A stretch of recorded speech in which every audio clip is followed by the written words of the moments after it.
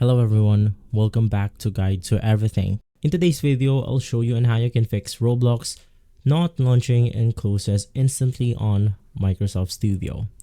Now basically when this happens is basically connected with your files having corrupted or having missing files on your game data.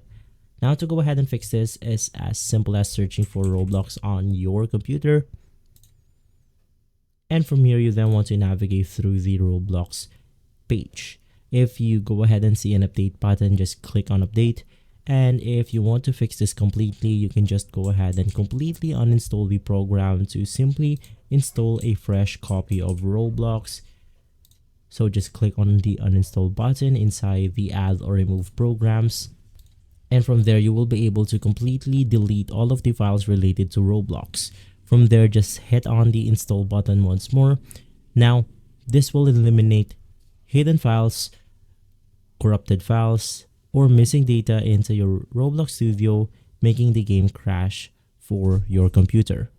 And so if this video has been helpful, leave a like, subscribe, and follow Guide to Everything for more videos like this.